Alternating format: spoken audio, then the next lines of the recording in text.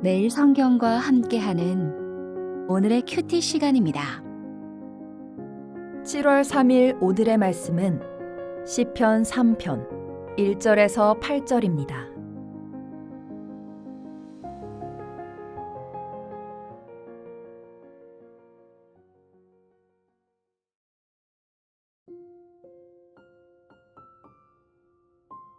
여호와여, 나의 대적이 어찌 그리 많은지요. 일어나 나를 치는 자가 많으니이다. 많은 사람이 나를 대적하여 말하기를 그는 하나님께 구원을 받지 못한다 하나이다. 셀라. 여호와여, 주는 나의 방패시요 나의 영광이시요 나의 머리를 드시는 자이시니이다. 내가 나의 목소리로 여호와께 부르짖으니 그의 성산에서 응답하시는도다. 셀라. 내가 누워 자고 깨었으니 여호와께서 나를 붙드심이로다. 천만인이 나를 애워싸 진친다 하여도 나는 두려워하지 아니하리이다. 여호와여, 일어나소서. 나의 하나님이여, 나를 구원하소서. 주께서 나의 모든 원수의 뺨을 치시며 악인의 이를 꺾으셨나이다. 구원은 여호와께 있사오니 주의 복을 주의 백성에게 내리소서. 셀라.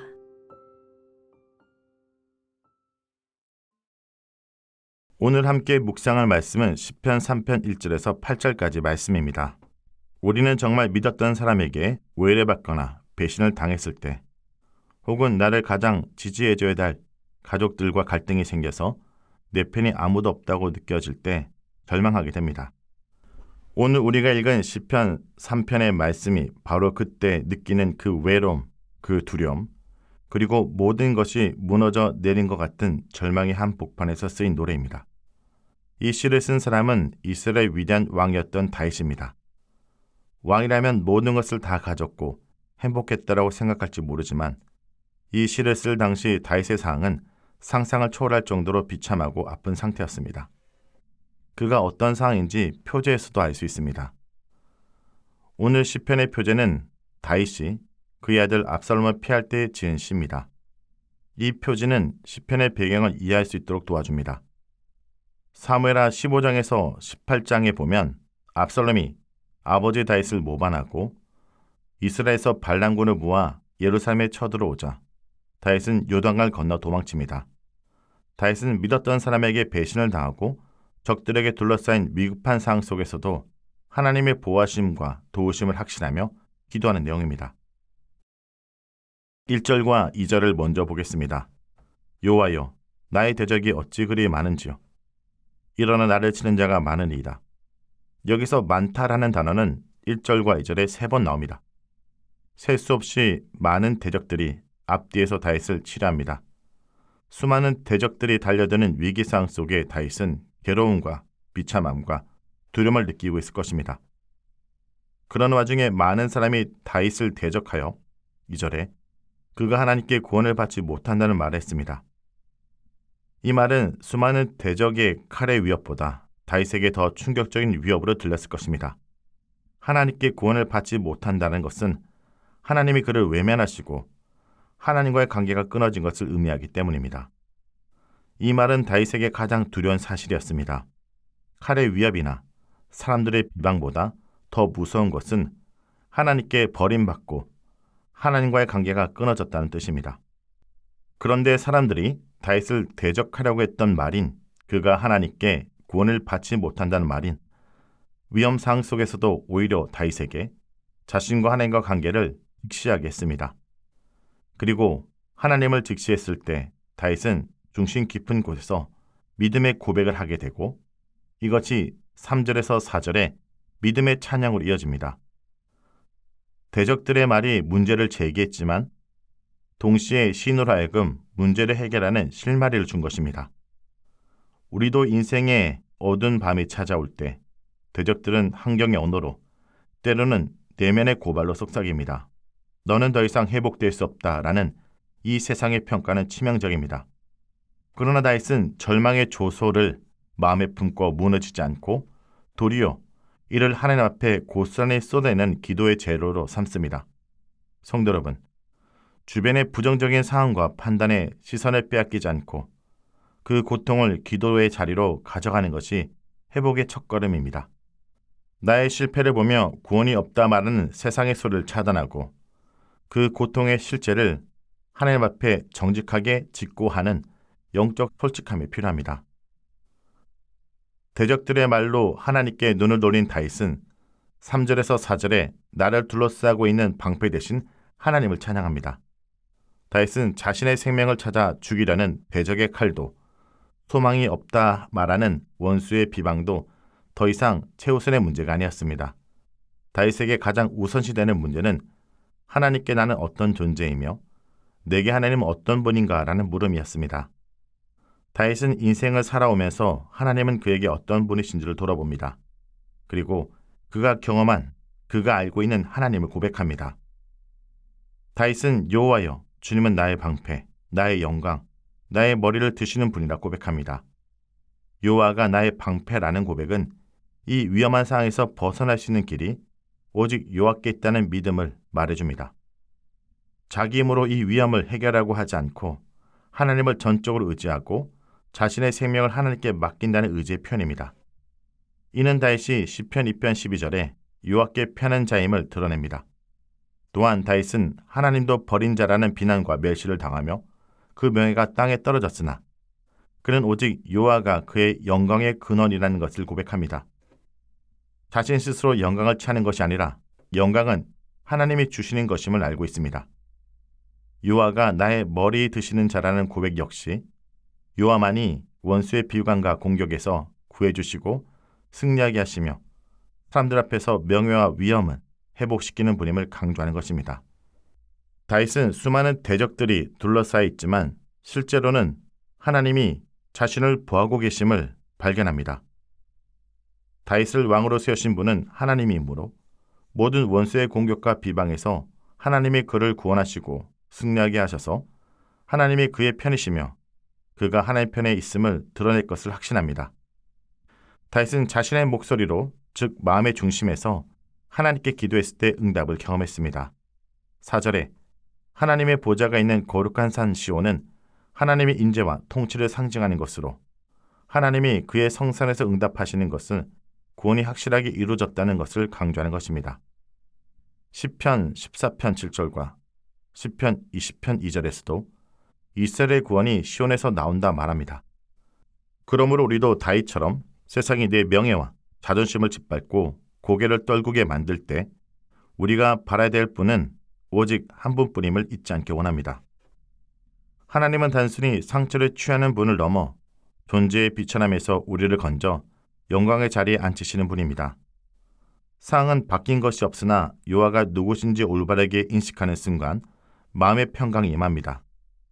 대적을 향했던 시선을 돌려 나의 방패 되신 하나님을 바라볼 때 꺾였던 기도의 무릎이 다시 힘을 얻고 떨궜던 고개가 다시 당당하게 들 수 있게 될 것입니다. 5절에서 6절에 이제 하나님을 바라보면 확신을 얻은 다윗은 천만인이 나를 둘러싸도 두렵지 않다 찬양합니다. 천만인이 둘러 진치고 자신을 죽이려는 상황이었지만 다윗은 두려움 없이 마치 아무 일이 없는 것처럼 그 속에서 평안하게 잠을 자고 깨어있다라고 말합니다. 이는 시편 27편 3절에 온갖 살상 무기로 무장한 군대가 자신을 죽이려고 지내친다 해도 두렵지 않으며 전쟁이 일어나 자신을 치려 해도 태어날 것이라는 신의 고백과 일맥상통합니다. 주님이 내 편이고 내가 주님 편이라는 확신을 가진 자는 누구나 이와 같은 고백을 할 수 있습니다. 1절에서 2절에 다윗은 불평하고 탄식하며 두려움으로 초조했지만 5절에서 6절에 그 분위기가 180도 전환된 것을 볼 수 있습니다. 다윗은 이제 확신과 평안, 안정과 대단함을 보여줍니다. 주님과의 관계에 대한 확신은 어떤 상황 속에도 두려워하지 않고 편안과 담대함을 잃지 않게 하는 것입니다. 이어서 7절 전반부에 여호와여 일어나소서 내 하나님이여 나를 구원하소서라는 것은 시편의 전형적인 탄원시 형태를 띠고 있지만 이것은 단순한 절망의 소리가 아닙니다. 여기서 일어나소서에 해당하는 히브리 단어는 성전 의식이나 전쟁터에서 하나님의 임재와 개입을 촉구할 때 사용되는 용어입니다. 민수기 10장 35절에서 법궤가 떠날 때 여호와여 일어나서 라고 외쳤던 모세의 선언과도 결을 같이 합니다. 다윗은 지금 대적들이 나를 에워싸고 그는 하나님께 구원을 받지 못한다고 조롱하는 상황 속에서 언약의 하나님을 향해 호소함으로 영적인 대반격을 시도합니다. 나의 하나님이라는 표현은 개인적 언약 관계에 기초한 절대적 신뢰 고백입니다. 인간의 무력함의 극에 달할 때 오직 하나님의 주권적 개인만이 유일한 해결 책임을 선언합니다. 성도 여러분, 인간이 할 수 있는 일이 아무것도 없을 때 하나님의 일어나심은 구원의 시작이 됩니다. 대적들의 조롱은 우리의 상황이 아니라 우리의 믿음을 겨냥한 것입니다. 너는 이제 끝났다. 하나님도 너를 돕지 않는다 라는 세상의 소리가 사방에 들려올 때 우리가 취해야 될 태도는 그 소리에 반응하는 것이 아니라 하나님의 언약을 붙잡고 일어나소서라고 외치는 것입니다. 사방이 막혀있을 때 눈을 들어 위로 보는 것이 신앙의 본질입니다. 내 삶을 무너뜨리는 영적 공격과 절망 속에 낙심의 자리를 털고 일어나 하나님의 도우심을 구하는 기도를 시작해야 됩니다. 기도는 내 힘의 연장이 아니라 내 힘의 끝에서 시작되는 하나님의 일하심을 초청하는 통로인 것입니다. 마지막으로 8절의 구원은 여호와께 있사오니 주의 복을 주의 백성에게 내리소서라고 시편 3편의 결론을 맺습니다. 구원은 여호와께 있다라 해서 구원에 해당하는 히브리 단어는 공간적 넓어짐, 억압과 고통의 좁은 초소에서 자유롭고 안전한 곳으로 옮겨지는 것을 뜻합니다. 이 선언은 구원의 주권이 인간의 군사력이나 지략이 있지 않고 오직 여호와 한 분께 속해 있다는 솔라 그라티아, 오직 은혜라는 사상을 선포합니다. 이어지는 주의 복을 주의 백성에게 내리소서에서 복은 물질적인 번영을 넘어 하나님과의 바른 관계에서 오는 전인격적인 평강과 생명의 풍성함을 의미합니다. 주목할 점은 시인이 자신의 구원에만 머물지 않고 공동체인 주의 백성을 향한 축복으로 기도를 확장하고 있다는 사실입니다. 다윗은 쫓기는 개인의 자리에서 이스라엘 목자라는 공적 위치로 복귀하여 고난을 통해 하나님 백성 전체를 아우르는 공동체성을 회복하고 있습니다. 이것은 참된 구원을 경험한 자는 이기적인 안도감에 머물러 있지 않고 나 개인의 안위를 넘어 공동체와 지체들을 향해 시선을 넓혀야 된다는 것을 보여줍니다.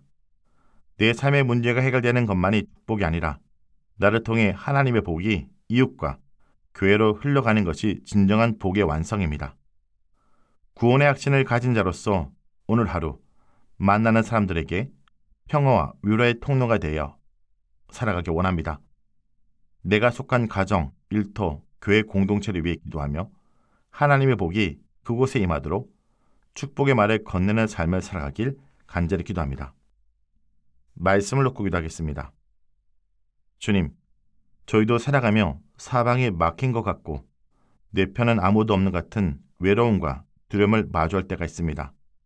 세상의 소리와 부정적 환경에 마음을 빼앗겨 고개를 떨구지 않게 하여 주시고 그 절망의 조소와 아픔을 마음에 품고 무너지지 않게 하시고 도리어 그것을 가지고 하나님 앞에 나아가 정직하게 쏟아내는 기도의 재료로 삼게 하여 주옵소서. 세상의 소리를 차단하고 오직 눈을 들어 우리를 도우실 주님만을 바라보게 하여 주옵소서. 주여, 원하옵기는 구원이 오직 여호와께 있음을 고백한 다윗처럼 저희들도 이기적인 안도감에만 머무르지 않기 원합니다. 나의 고난을 통과하여 시선을 넓히게 하시고 내가 속한 가정과 일터 그리고 교회 공동체를 향해 주의 복을 구하는 축복의 통로가 되게 하여 주옵소서. 오늘도 우리와 함께 하시며 우리를 평안과 위로 가운데 이끄실 예수 그리스도의 이름으로 기도합니다. 아멘.